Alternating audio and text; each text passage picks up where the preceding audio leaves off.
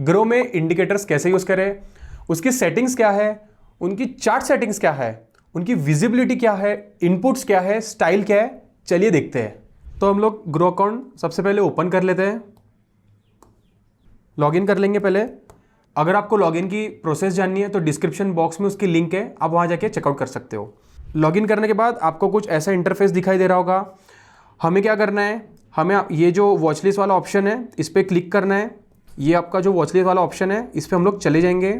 My watch list में आने के बाद में यहाँ पे आपको ऑलरेडी ग्रो के तरफ से कुछ स्टॉक्स दिए हुए रहते हैं। अगर आपको खुद से कुछ सर्च करना है तो आप ये सर्च वाला जो ऑप्शन है इस पर क्लिक कर सकते हो और सर्च कर सकते हो। तो हम लोग सर्च पे क्लिक कर लेंगे। सर्च पे क्लिक करने के बाद यहाँ पे हम लोग मान लेते हैं आपको कोई सा एक स्टॉक ट्रेड करना है जो है बैंकिंग सेक्टर का या कोई भी सेक्टर का हम लोग ले सकते हैं। तो हम लोग SBI ले लेते हैं। तो जैसे मैंने SBI डाला, SBI डालने के बाद में यहाँ पे आपको दिख रहा होगा कि यहाँ पे स्टेट बैंक ऑफ इंडिया लिखा आ रहा हुआ है। तो मैं इस पर एक बार क्लिक कर लेता हूँ। इस पर क्लिक करने के बाद में यहाँ पे आपको उसका प्राइस दिख रहा होगा, उसका ग्राफ दिख रहा होगा। अगर आपको ये लाइन चार्ट चेंज करना है तो यहाँ पे उसका चार्ट पैटर्न्स जो कैंडल स्टिक्स है उसका ऑप्शन है, तो इस पर क्लिक करेंगे तो हमें इसका ये भी ऑप्शन आता है। उसी के साथ यहाँ पे उसका टाइमर भी आता है। अगर आपको वॉच लिस्ट में सेव करना है उसे तो इसका भी ऑप्शन है। उसके अभी हम लोग इसे फुल स्क्रीन कर लेते हैं एक बार। जैसे ही मैंने इसे फुल स्क्रीन किया आप लोग देख सकते होंगे कुछ ऐसा इंटरफेस आपको भी दिखाई दे रहा होगा। यहाँ पे इंडिकेटर्स का ऑप्शन है, उसी के साथ यहाँ पे कैंडल स्टिक का ऑप्शन है। अगर आपको इसे फुल स्क्रीन करना है या रोटेट करना है तो आप लोग इस वाले ऑप्शन पे भी क्लिक कर सकते हो जिससे स्क्रीन रोटेट होती है। तो जैसे यहाँ पे स्क्रीन रोटेट हो गई तो स्क्रीन रोटेट होने के लिए आपको, जैसा मेरे पास में तो अभी टैब है तो मुझे बड़ी स्क्रीन दिख रही है। अगर आपके पास में फ़ोन है तो आप इसे स्ट्रेट भी कर सकते हो या रोटेट भी कर सकते हो। तो अभी हम लोग इसे स्ट्रेट कर लेते हैं। पहले स्ट्रेट करने के बाद यहाँ पे आपको ऑप्शंस दिखाई देता है इंडिकेटर्स वाला। हम लोग इंडिकेटर्स के ऑप्शन पे एक बार चले जाएंगे। इंडिकेटर्स के ऑप्शन पे आने के बाद में यहाँ पे आपको स्क्रिप्ट नेम दिखते होंगे। यहाँ पे देखिए, यहाँ पे बहुत सारे इंडिकेटर्स इसके अंदर है। ओके, तो हम लोग ना सबसे पहले कोई एक मूविंग एवरेज लगा देते हैं। तो मूविंग एवरेज क्या होता है पहले हम लोग वो देखते हैं। ओके, मूविंग एवरेज यहाँ पे आप लोगों को दिख रहा होगा। मूविंग एवरेज मैं डाल देता हूँ एक बार। जैसे कि आप लोग यहाँ दिख रहा होगा मूविंग एवरेज। यहाँ पे आप लोगों ने मूविंग एवरेज बहुत सारे यहाँ पे आपको आते हैं। एक एडेप्टिव आता है, एक डबल आता है, एक हैमिंग आता है, मल्टीपल आता है, ऐसे बहुत सारे आप लोग यूज़ कर सकते हो। मैं मोस्टली मेरे लिए एक नॉर्मल मूविंग एवरेज यूज़ करता हूँ और एक एक्सपोनेंशियल मूविंग एवरेज यूज़ करता हूँ। ओके, तो हम लोग यहाँ पे दो मूविंग एवरेज ऐड कर देते हैं, एक है नॉर्मल मूविंग एवरेज, एक है एक्सपोनेंशियल मूविंग एवरेज। तो मैं इसको स्टार का बटन है वहाँ पे मैं एक बार क्लिक कर लेता हूँ। ओके, मैंने जैसे ही यहाँ पे स्टार पे क्लिक किया, देखिए आप एक बार मैं इस पर भी क्लिक कर लेता हूँ। जैसे ही मैंने स्टार पे क्लिक किया मैं ऐसे एक बार बैक चला जाऊँगा। मैं जैसे बैक गया मैं एक बार फिर से इंडिकेटर्स के ऑप्शन पे क्लिक करूँगा। मैंने जैसे ही इंडिकेटर्स के ऑप्शन पे क्लिक किया आप देख सकते हो मेरे जो स्टार किए हुए हैं वो हमें ऊपर की तरफ मिलते हैं। ओके, तो हम लोग एक बार इस पर क्लिक करेंगे। जैसे ही मैंने मूविंग एवरेज पे क्लिक किया हम लोग इस पे से बैक चले जाएंगे। जैसे ही मैंने मूविंग एवरेज पे क्लिक किया यहाँ पे आपको मूविंग एवरेज दिखाई दे रहा होगा। यहाँ पे एक लाइन आपको दिखाई दे रही होगी ब्लू कलर में। अगर आपको इसके चेंज करना है, इसकी सेटिंग चेंज करनी है तो आप लोग इसे कैसे करेंगे, तो हम लोग इस पर एक बार क्लिक कर लेते हैं। यहाँ पे हम लोग क्लिक करने के बाद यहाँ पे एक सेटिंग का ऑप्शन है, इस पर क्लिक करेंगे। सेटिंग के ऑप्शन पे क्लिक करने के बाद में यहाँ पे आपको तीन ऑप्शंस दिखाता है। एक ऑप्शन है इनपुट का, एक है स्टाइल का और एक है विजिबिलिटी का। तो इनपुट्स में क्या क्या है हम लोग देख लेते हैं। तो यहाँ पे आप लोगों को दिख रहा होगा हमारी जो लेंथ है वो यहाँ पे डिफॉल्ट है 9। तो मैं इसे चेंज करके ना 20 कर देता हूँ, या फिर कोई भी रैंडम मैं कोई सा भी सिलेक्ट कर देता हूँ, 20 हो या 100 हो। चलो 100 कर लेते हैं। 100 कर लिया मैंने इसे। 100 करने के बाद मैं एक बार स्टाइल पे चला जाऊँगा। स्टाइल में जाने के बाद यहाँ पे हमारा जो इंडिकेटर है उसका कलर यहाँ पे चेंज कर सकते हैं हम लोग। तो मैं इस पर एक बार क्लिक कर लेता हूँ। इस पर क्लिक करने के बाद यहाँ पे आपको वेरियस कलर्स आते हैं, तो आप आपके हिसाब से यहाँ पे कलर चूज़ कर सकते हो।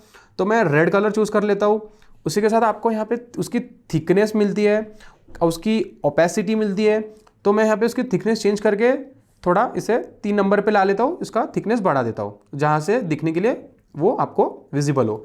उसी के साथ यहाँ पे आपको विजिबिलिटी का ऑप्शन दिखाई देता है, उस पर हम लोग क्लिक करेंगे। विजिबिलिटी के ऑप्शन पे आने के बाद में यहाँ पे आपको minutes, hours, days and week और मंथ यहाँ पे शो करते हैं। मतलब ये आपको हर एक टाइम फ्रेम में यहाँ पे शो करेगा। अभी हम लोग यहाँ से इसके ओके पे क्लिक कर लेते हैं। जैसे ही मैंने ओके पे क्लिक किया, आपको यहाँ पे दिखाई दे रहा होगा हमारा जो मूविंग एवरेज है वो चेंज होके 100 पे आ चुका है। यहाँ पे आप लोगों को दिख रहा होगा 100, ओके। और इसका जो मूविंग एवरेज है आप पीछे जाकर अगर देखोगे तो मैं यहाँ पे क्या करता हूँ ना, यहाँ पे आप लोगों को टाइम फ्रेम का ऑप्शन दिखता है, तो यहाँ से आप लोग टाइम फ्रेम भी चेंज कर सकते हो। तो मैं एक बार बड़े टाइम फ्रेम पे चला जाता हूँ, जैसे है daily time frame. Daily time frame का मतलब पूरे एक दिन की कैंडल, उसके बीच में क्या होता है वो 5 मिनट्स की कैंडल, 15 मिनट्स की कैंडल ये दर्शाता है। 1 डे की कैंडल मतलब पूरे 9:15 से लेके 3:30 बजे तक जो हुआ वो एक दिन के कैंडल में दिखता है। तो मैं 1 डे पे सिलेक्ट कर देता हूँ। 1 डे पे सिलेक्ट करने के बाद इसे जूम इन कर लेंगे हम लोग। जूम इन करने के बाद यहाँ पे आपको दिखाई दे रहा है कि हमारा जो अभी प्राइस है वो 100 MA के पास चालू है। तो MA का मतलब क्या है? मूविंग एवरेज का मतलब है कि पिछले 100 कैंडल्स का एवरेज, ठीक है। मूविंग एवरेज का मतलब है पिछले 100 कैंडल्स का एवरेज निकाल के एक हमारा जो एवरेज निकलता है, ओके। तो अगर मुझे इसे चेंज करना है तो मैं इसे चेंज भी कर सकता हूं। तो फिर से हम लोग एक बार इस पर क्लिक कर लेंगे। इस पर क्लिक करने के बाद इनपुट्स में चले आएंगे। इनपुट्स में चले आने के बाद में यहाँ पे मैं इसको 50 कर देता हूँ। 50 करने के बाद ओके पे क्लिक कर लेंगे।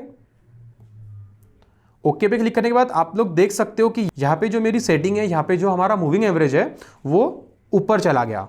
क्यों? क्योंकि यहाँ पे मैंने आपको जैसे बोला था कि 100 MA मतलब प्रीवियस 100 कैंडल्स का एवरेज और 50 भी प्रीवियस 50 कैंडल्स का एवरेज। तो अभी हम लोग क्या करते हैं, कुछ सा दूसरा इंडिकेटर देखते हैं। तो हम लोग इंडिकेटर्स के ऑप्शन में आ जाएंगे। फिर से इंडिकेटर्स के ऑप्शन में आने के बाद में यहाँ पे आपको ना एक ऑप्शन दिखाई दे रहा होगा मूविंग एवरेज एक्सपोनेंशियल, तो उसके ऊपर एक बार क्लिक कर लेंगे हम लोग। जैसे ही मैंने उस पर क्लिक किया, यहाँ पे आपको दिखाई दे रहा होगा वहाँ पे वो ऐड हो चुका है EMA। हम लोग इसके सेटिंग्स में जाएंगे चेंज करने के लिए। सेटिंग्स में जाने के बाद में यहाँ पे मैं क्या करता हूँ ना, इसकी लेंथ चेंज करके 200 कर देता हूँ। 200 करने के बाद इसके स्टाइल में चले जाएंगे हम लोग। स्टाइल में जाने के बाद में यहाँ पे हम लोग इसका जो कलर है वो चेंज करते हैं, जिससे हमको परेशानी ना हो ये कौन सा इंडिकेटर है और इसका लेंथ क्या है वो जानने में। तो इसकी जो विड्थ है या थिकनेस है वो बढ़ा देता हूँ मैं। ये बढ़ाने के बाद ओके पे क्लिक कर लूँगा। आप लोग देख सकते हो यहाँ पे 50 MA और EMA 200 यहाँ पे दोनों के दोनों लगे हुए हैं। अब MA और EMA का मतलब क्या है? EMA जो है वो रीसेंट मतलब जो करंट है, जो करंट कैंडल है वहां से 100 कैंडल्स पीछे का एवरेज दिखाता है, ओके।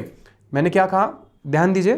EMA क्या दर्शाता है? EMA ये दर्शाता है करंट कैंडल से प्रीवियस 100 कैंडल्स का एवरेज EMA दिखाता है, ओके। आप लोगों को समझ में आया होगा। और इसी के साथ हम लोग यहाँ पे मल्टीपल इंडिकेटर्स यहाँ पे लगा सकते हैं। तो एक बार हम लोग इंडिकेटर्स में चले जाएंगे। मैं आपको एक बार दिखाता हूँ। जैसे बहुत लोग ना RSI भी यूज़ करते हैं, तो हम लोग RSI एक बार डाल देते हैं। जैसे ही मैंने RSI डाला, यहाँ पे 3 टाइप्स ऑफ RSI आते हैं। एक है कोनोरस, एक है स्टोकेस्टिक और एक है रिलेटिव स्ट्रेंथ इंडेक्स। तो हम लोग रिलेटिव स्ट्रेंथ इंडेक्स पे क्लिक करेंगे। इसको मैं एक बार स्टार पे क्लिक कर लेता हूँ, जिससे हमारे ये प्रायोरिटीज में आ जाएगा। जैसे ही मैंने इसे क्लिक किया, हम लोग बैक चले जाएंगे। जैसे ही मैंने RSI पे क्लिक किया, यहाँ पे आपको दिख रहा होगा नीचे RSI आ रहा होगा। इसमें क्या है, हम लोग अगर इसकी सेटिंग चेंज कर सकते हैं, या मैं इसमें कौन सी सेटिंग प्रेफर करता हूँ मैं आपको अब एक बार शो करता हूँ। यहाँ पे हम लोग इस पर क्लिक कर लेंगे, एक बार सेटिंग पे आ जाएंगे। सेटिंग्स पे आने के बाद में आपको ऐसा कुछ दिखाई दे रहा होगा। यहाँ पे आपको एक 70 डिफ़ॉल्ट दिखाई दे रहा होगा, 30 डिफ़ॉल्ट दे रहा होगा और उसका मिडल लिमिट जो है 50 दिखाई दे रहा होगा। अगर मुझे इसकी अपर लिमिट चेंज करनी है तो मैं इस पर एक बार क्लिक कर लेता हूँ। मैं इसे 60 कर लेता हूँ और जो लोअर लिमिट है उसे मैं 40 कर लेता हूँ। और मुझे मिडल लिमिट की ज़रूरत नहीं है तो मैं मिडल लिमिट हटा देता हूँ। यहाँ से मैं इसे अनक्लिक करके इसे हटा देता हूँ। जैसे ही मैंने मिडल लिमिट हटा दिया, उसी के साथ में यहाँ पे जो प्लॉट है, जो RSI मूव होता है, उसका थिकनेस यहाँ से मैं बढ़ा सकता हूँ, कलर चेंज कर सकता हूँ। तो मैं उसके थिकनेस बढ़ा देता हूँ। थिकनेस बढ़ा दी मैंने।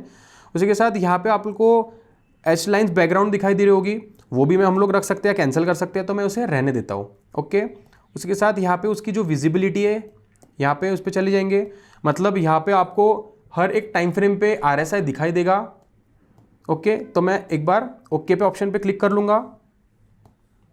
ओके पे मैंने जैसे ही क्लिक किया, आप लोग देख सकते हो मेरा जो लिमिट है, अपर लिमिट और लोअर लिमिट, वो यहाँ से चेंज हो चुका है 40 और 60। अगर आपको RSI क्या है, EMA क्या है और मूविंग एवरेज क्या है और वेरियस इंडिकेटर्स क्या है, जो फेमस इंडिकेटर्स है उसे कैसे यूज़ करते हैं, उसकी नॉर्मली सेटिंग्स क्या हम लोग रख सकते हैं, वो अगर आपको जानना है तो आप डिस्क्रिप्शन बॉक्स में उसकी लिंक है, आप जाके वहाँ पे चेकआउट कर सकते हो। आई होप दोस्तों आपको ये वीडियो देखने में मज़ा आया होगा। अगर आपको कोई डाउट है तो आप कमेंट सेक्शन के अंदर लिख सकते हो, मैं वहाँ पे आपको रिप्लाई कर दूंगा। अभी के लिए इतना ही फ्रेंड्स, थैंक यू।